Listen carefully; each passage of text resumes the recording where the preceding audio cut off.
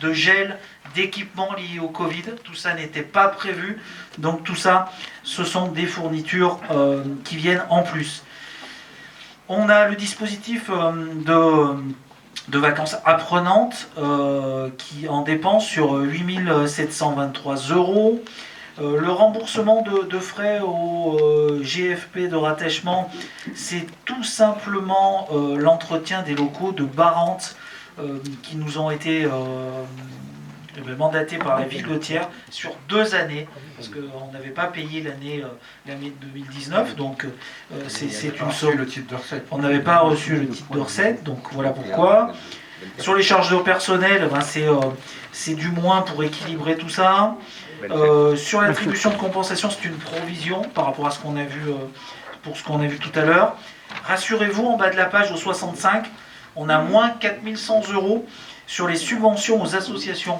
Nous n'avons pas décidé de baisser de subventions aux associations.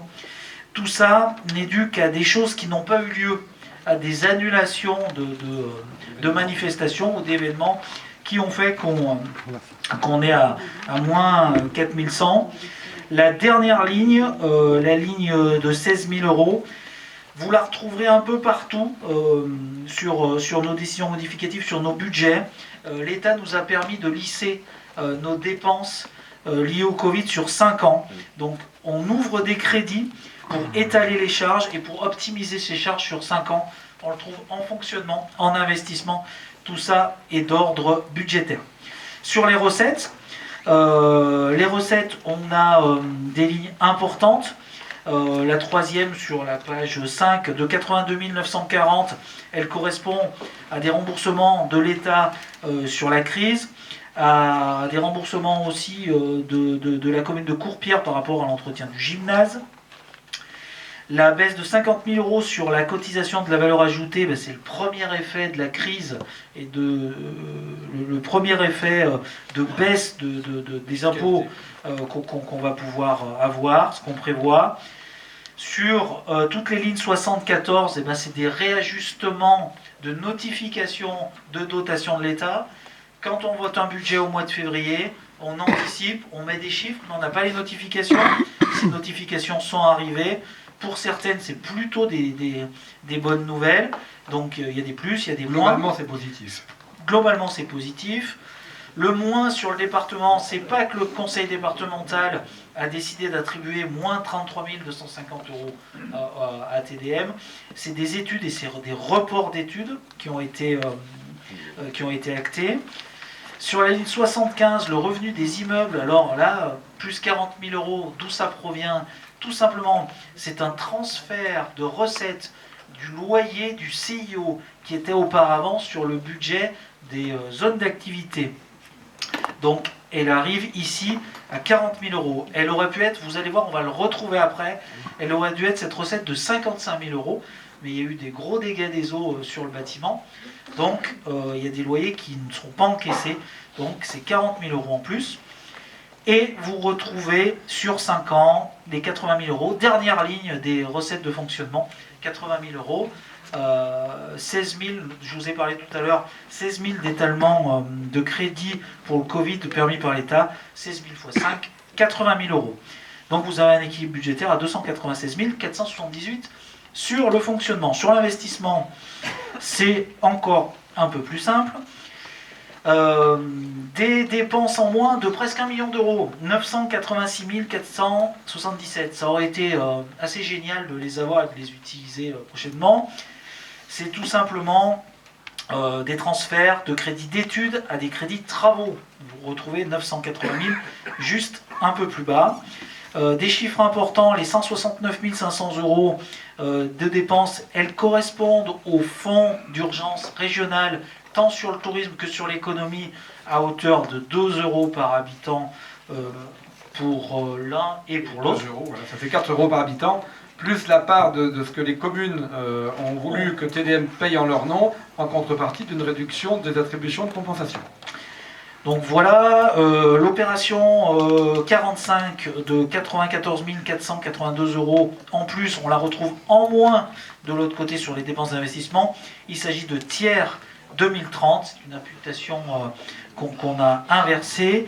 Et tiers 2030, c'est une opération à la fois de la ville de Thiers et à la fois de l'intercommunalité. Étalement de charge, vous retrouvez 80 000, étalement de charge sur le Covid par rapport à ce que nous permet l'État. Et le dernier, c'est une opération d'ordre de 75 000 euros. Donc on est à 321 882 euros sur l'investissement en dépenses. On retrouve le même chiffre, et heureusement en recettes, où on retrouve un virement de la section de fonctionnement qu'on avait au départ de 250 000 euros, une ouverture budgétaire de 10 000 euros, les 20 000 euros de 13-11, c'est une DETR pour la maison France Service. Les moins 150 000 euros, c'est une perte de DETR pour la piscine. Mais on n'en veut pas à l'État parce qu'on a eu en parallèle une subvention de 493 000 euros de SDIL. Donc, DSIL. Tout ça a été fait en accord avec l'État. Hein. C'est juste notre plan de financement qui se modifie. L'argent n'a pas été perdu. Oui. Il faut retenir pour le territoire. Vous avez sollicité les deux fonds et on a obtenu qu'un. Voilà. C'est ça. Voilà. Il valait mieux avoir suite 400. Mais l'argent n'est pas perdu pour le territoire.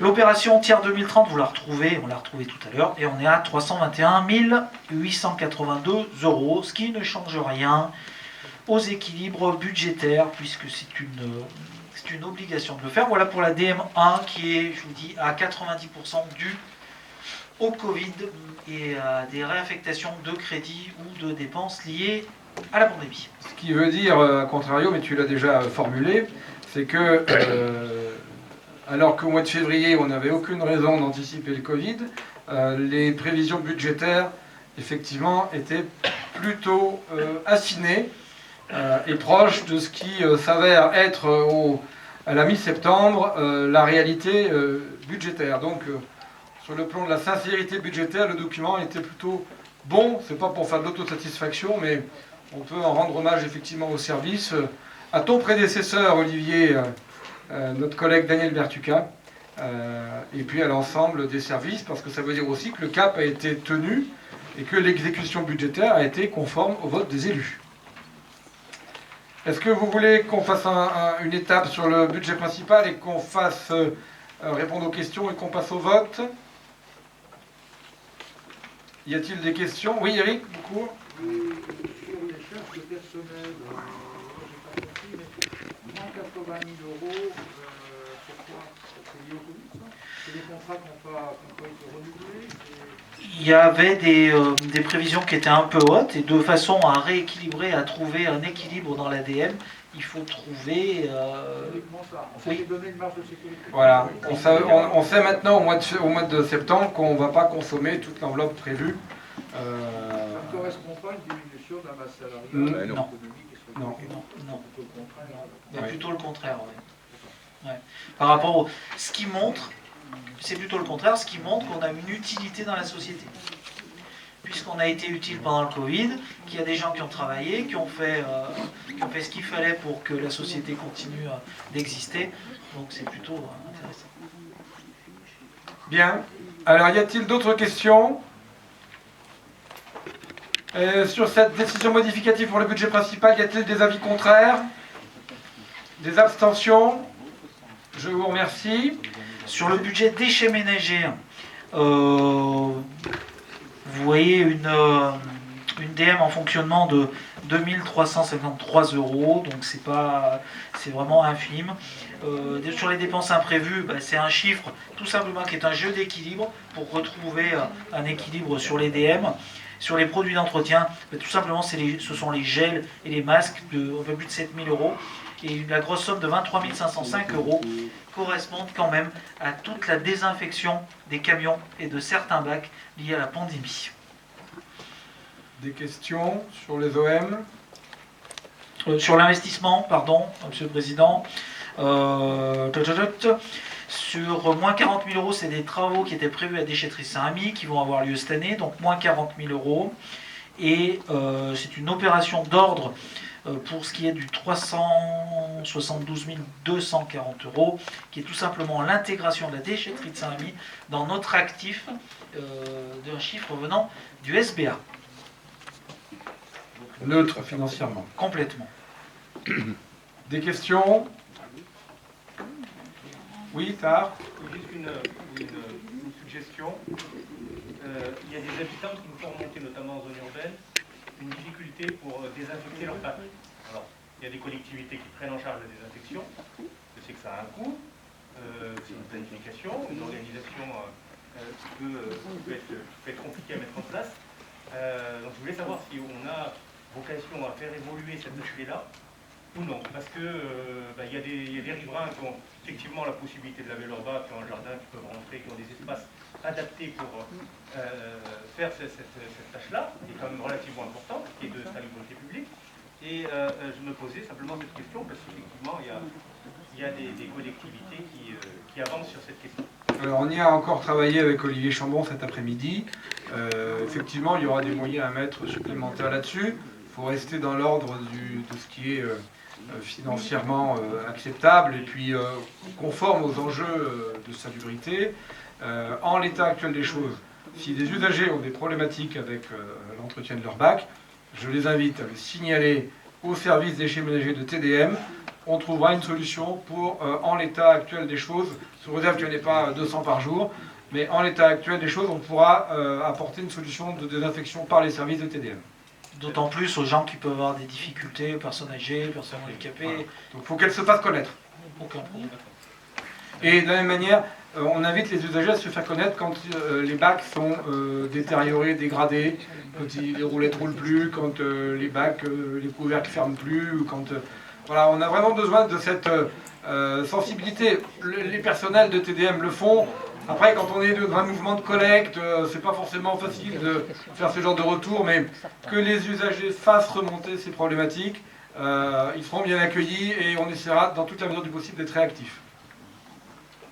Le service j'en profite pour décrire un point positif.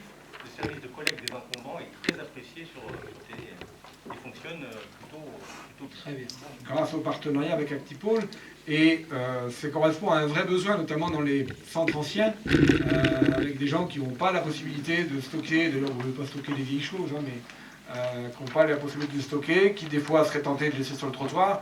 Donc là aujourd'hui effectivement il y a un service qui correspond aux enjeux aussi de services aux gens qui ont plus de difficultés, parce que sortir un frigo ou un canapé, c'est pas facile. Mais ça correspond aussi aux enjeux d'esthétique de nos villes. Voilà, donc c'est important que les usagers l'utilisent parce que c'est gratuit.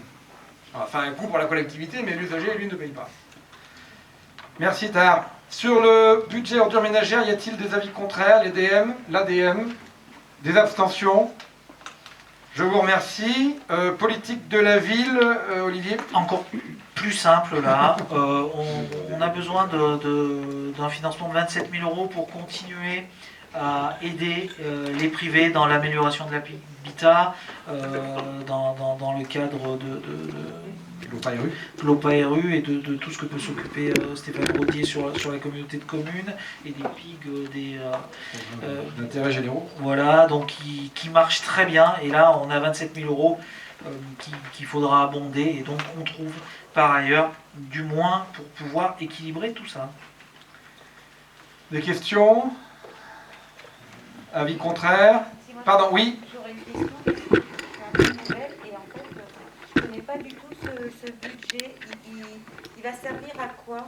Politique de la ville, c'est une compétence transférée par la ville de Thiers qui concerne les deux QPV, quartiers politiques de la ville, qui sont Thiers, Centre Ancien et les Molles-Cisoles.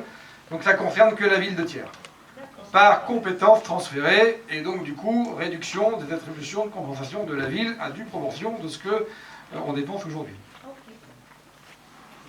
Oui, Frédéric Francis. En termes de recettes, ce transfert amène un plus, c'est-à-dire que lorsqu'un dossier est porté vis-à-vis de, bon, je suppose c'est l'ANRU, donc l'État, est-ce qu'il est mieux traité.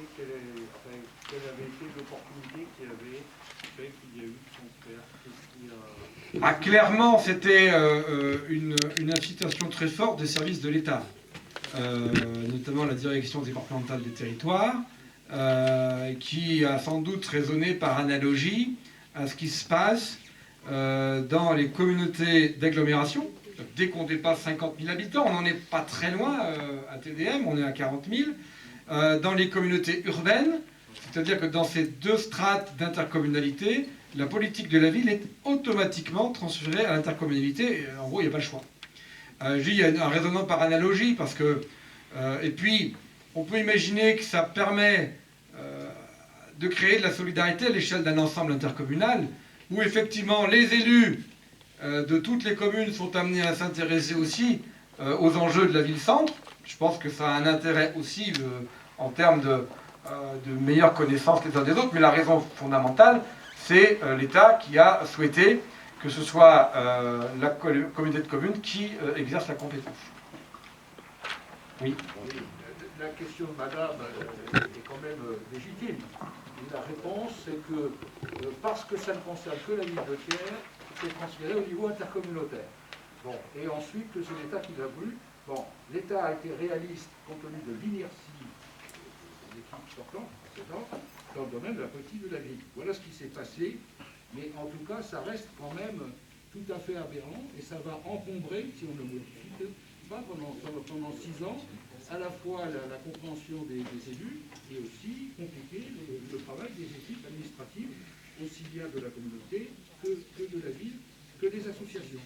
Alors, c'est un peu corrigé, puisque nous avons évidemment des délégués de Thiers et un vice-président de une commune qui suivra ça, politiquement. Qui est le maire de Thiers. Qui est le maire de Thiers. Mais c'est néanmoins une complexité dont on se serait franchement bien passé, malgré ton talent, cher président, pour justifier ce qu'il est quand même assez peu. Après, il faudra demander son avis à l'État. Hein. L'État DDT du Puy-de-Dôme. Je ne dis pas que c'est une position qui peut être forcément partagée. Maintenant, il faut s'interroger, est-ce que le législateur est spécialement stupide quand il considère qu'à partir de 50 000 habitants de taille de PCI, la compétence devient communautaire? Il faudrait se plonger dans l'exposé des motifs de la loi Chevènement pour comprendre pourquoi, à ce niveau de population, on considère qu'on bascule d'un côté, que le transfert est automatique, il n'y a pas de question à se poser, et que juste en dessous, c'est pas une évidence. Bon, Voilà. pour l'instant, on est 38 000 habitants et c'est pas prévu. Non mais, voilà, on n'est pas là. Ça sera à voir si on le... En fait, c'est la question qu'on peut toujours se poser à tout moment, de la pertinence de la compétence. On n'a pas imposé à la ville de Thiers de transférer la compétence. Hein. Je ne mets pas ça en cause. Ça a été fait avec l'accord de la majorité municipale et même de l'opposition de l'époque. Je n'en doute pas, nous n'en étions pas. Je n'en doute pas, je ne mets pas ça en cause, il faut être pragmatique. Je rappelle, Eric, s'il y a une plus-value, si c'est efficace, tant mieux. Pour l'instant, il faut vraiment convaincre. Eh bien, il ne faut pas procéder par procès d'intention, donc. La question, c'est qu'on a aussi l'OPA-RU. La cohérence entre politique de la ville et OPA-RU, elle est assez évidente. La complémentarité, en tout cas. Après, moi, je n'ai pas peur du débat, ni de la vérité des chiffres et de l'appréciation qualitative. Est-ce que c'est mieux, est-ce que c'est moins bien? Ben, je pense que tu es capable aussi de ce raisonnement. Si c'est mieux, on garde. Si c'est moins bien, on redonne à la ville. Hein. On est d'accord. Et c'est comme ça que ça s'est pratiqué à l'origine.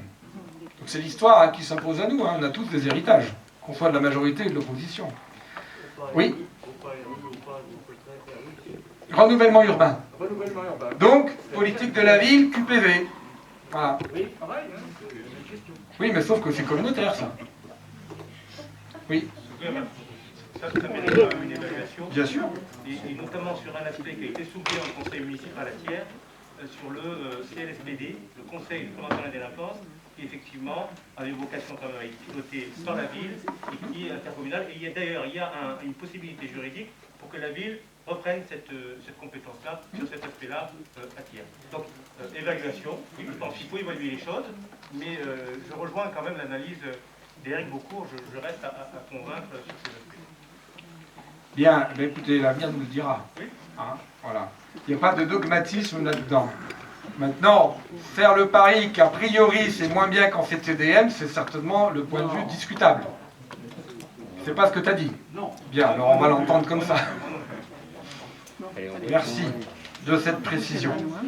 Bien, sur ces 2500 euros de... Non, 0 euros, pardon, de décision modificative, puisque c'est le final. 0 euros, grand débat, mais pertinent. Y a-t-il des avis contraires? Des abstentions? Merci. En tout cas, je peux vous dire que les services font tout pour que cette compétence soit bien gérée à TDM. J'espère que vous leur rendrez hommage, quelle que soit leur casquette, qu'ils soient ville ou interco. Ce sont des fonctionnaires qui font leur travail de même manière. Il n'y a pas de sous-entendu à avoir. Je sais, je ne dis pas qu'il y en a. Je ne dis pas qu'il y en a. Les services, faut tout dire. Les services et les fonctionnaires en général ont toute mon admiration. C'est pas la question. Dans cette affaire, on est une instance politique. On débat d'orientation politique et les services font leur travail de façon même assez remarquable. Et je tiens à le signaler, à préciser, pour éviter les sous-entendus inutiles. Il n'y en avait pas dans mon propos. Hein. Je dis juste que les fonctionnaires travaillent conformément aux orientations des élus. Les fonctionnaires de la ville aussi. Mais tous les fonctionnaires, j'ai pas dit lesquels, les fonctionnaires, où qu'ils soient. Bien, Olivier, espace d'activité. DM. Ouais. Bon, les espaces d'activité, ça ne devrait pas poser de problème sur la compétence de l'interco, puisque ça fait un moment. Et il y a aussi des fonctionnaires qui doivent travailler là-dedans, qui travaillent bien. Je les admire aussi.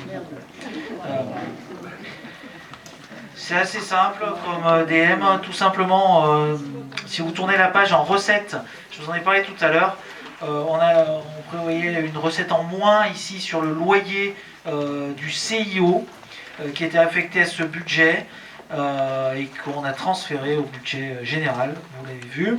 Et l'avant-dernière ligne de la page 7, subvention aux personnes droit privé, c'est une valorisation d'exonération de loyer qu'on a fait, qu'on nous a demandé de chiffrer dans un budget. Moins 55 000 euros d'un côté, Monsieur le Président, moins de 55 000 euros de l'autre, uniquement pour le loyer du CIO. DM équilibré, y a-t-il des questions? Avis contraire? Abstention? Merci.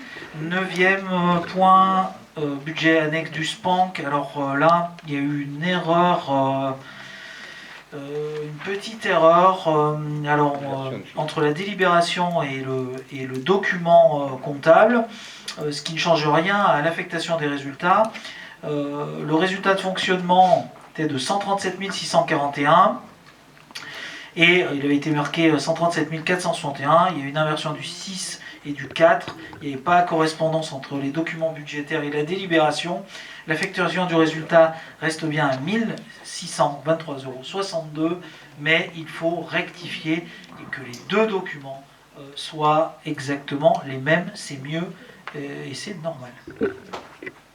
Bien, avis contraire? Abstention? Merci. Garantie d'emprunt, sous l'ancien mandat, nous avions déjà pris une délibération, je crois, de principe, mais là, une garantie d'emprunt pour 10 logements à Courpierre, des logements Prairie Martel à Courpierre, pour un montant de 1 187 585 €. Garantie d'emprunt à 50% par l'intercommunalité, à 50% par la commune, au regard d'un contrat de prêt numéro, voilà, je vous l'ai dit. Donc, c'est une volonté de l'intercommunalité d'aider à la création de logements sociaux, de les accompagner par une garantie d'emprunt. C'est assez classique. Hein. Mais là, c'était l'héritage, encore une fois, d'un projet qui était engagé par la CCPC, avec des financements de l'ancien contrat Verne Plus, si ma mémoire est bonne. Bien, y a-t-il des avis contraires?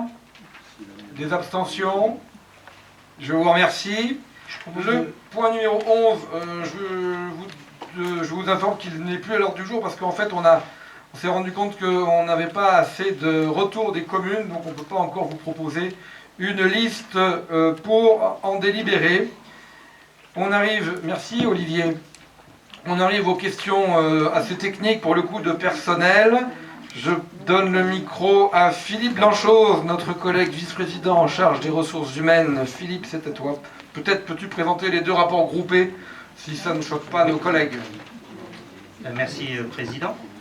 Donc oui, il s'agit donc de 2 conventions que vous avez eues avec les documents qui ont été envoyés par la Poste.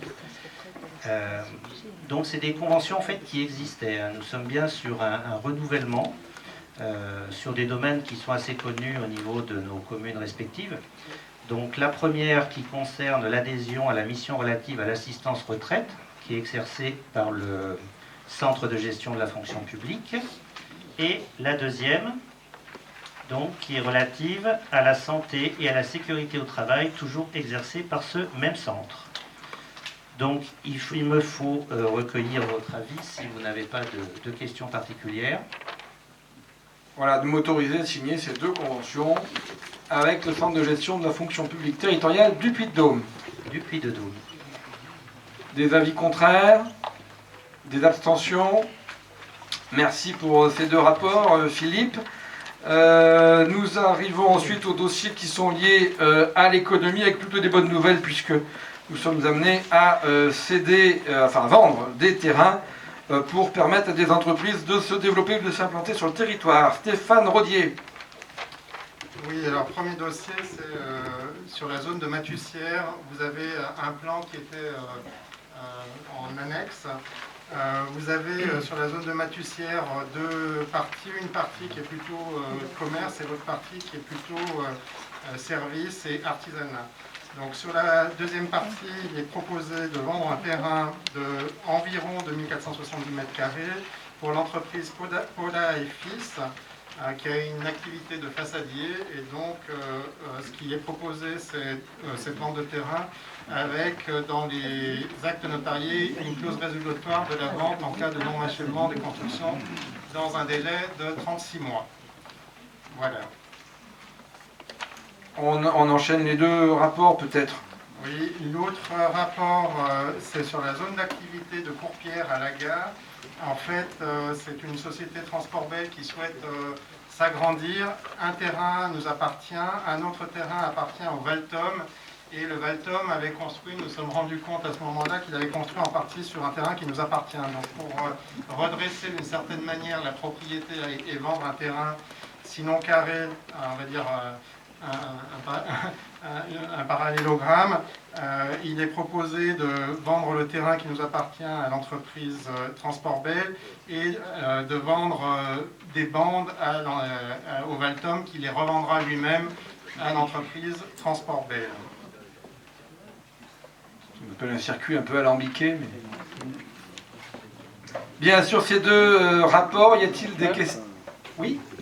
Je ne participerai pas au vote du point 15. Je travaille dans le transport, dans la même zone artisanale, donc vous comprendrez que je ne participe pas au vote. On vous en remercie et ce sera noté, bien entendu, dans la délibération. Je vous remercie, Monsieur le Président. Donc, à part cette non-participation justifiée sur le point numéro 15, donc je soumets, si vous en êtes d'accord, les rapports 14 et 15 à votre approbation. Y a-t-il... Oui, une question, pardon, oui, Éric Boucourt. Plusieurs. Non pas favorable au développement des entreprises. En savoir un peu plus sur le pourquoi elle se transfère, est-ce qu'elle existait déjà dans... Micro. Oui, un micro peut-être pour Éric Boucourt.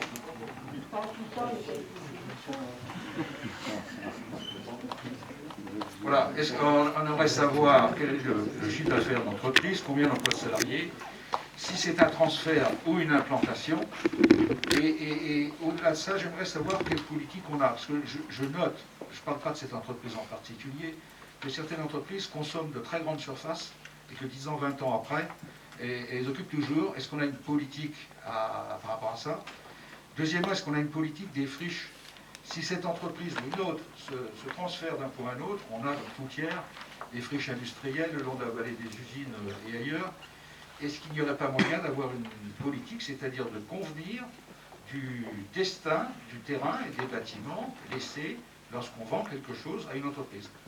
Genre, lui laisser aussi un délai pour revendre, ou recéder à la collectivité, selon un tarif négocié ou symbolique, je ne sais pas. C'est à définir, mais c'est un problème majeur, me semble-t-il, particulièrement à Thiers. Il y a d'autres cas, il y en a aussi à Pont-d'Hiver et ailleurs, mais tout particulièrement à Thiers, y compris en centre-ville. Voilà. Donc, voilà. Et puis la dernière question là-dessus, quid du verdissement de ces zones? Je vois que Mathuchière existe depuis à peu près peut-être une vingtaine d'années. Le linéaire de circulation est fait depuis très longtemps. Je sais bien que les parcelles, on ne connaît pas la taille au départ, mais on aurait pu planter des arbres au moins le long des allées de circulation. Comptons le faire désormais pour pouvoir espérer avoir un verdissement et des arbres, disons d'ici une vingtaine d'années. Ça ne pousse pas vite, des arbres. Alors d'abord, la taille de l'entreprise et cette question, que devient la friche si c'est le cas pour cette entreprise ou pour d'autres en général? Daniel Bertuca. Eric, l'entreprise Polat est sur ma commune, sur notre commune, puisque tu habites aussi sur Escoutou. Elle habite, et ils ont juste à l'entrée de Sainte-Marguerite, et ils ont une entreprise, ils ont un hangar qui est en même temps que leur habitation. Et donc, comme ils ont pris un peu d'importance, ils se déplacent. En ce qui concerne la politique de Mathuchière, Mathuchière a été créée à l'époque où j'étais président de la communauté. Je pense qu'Olivier était là aussi. On avait créé une certaine forme d'utilisation de ces terrains avec des zones à 2000 euros, à 2000 mètres carrés, etc. En 2008, le président a changé et il a tout remis en cause. Voilà. Donc maintenant, on était sur une politique de un peu n'importe quoi. Ce qu'on a essayé de remettre en forme sur la dernière mandature en se disant qu'il faut faire de l'artisanat, un peu de commerce en proximité et plus à l'arrière d'autres trucs comme du pot assainissement. On a pour illustrer le propos de Daniel Bertuca par rapport à ce qui s'est fait sur le mandat, je dirais, de création de TDM, les 3 dernières années, un document, justement une étude paysagère pour requalifier Mathuchière.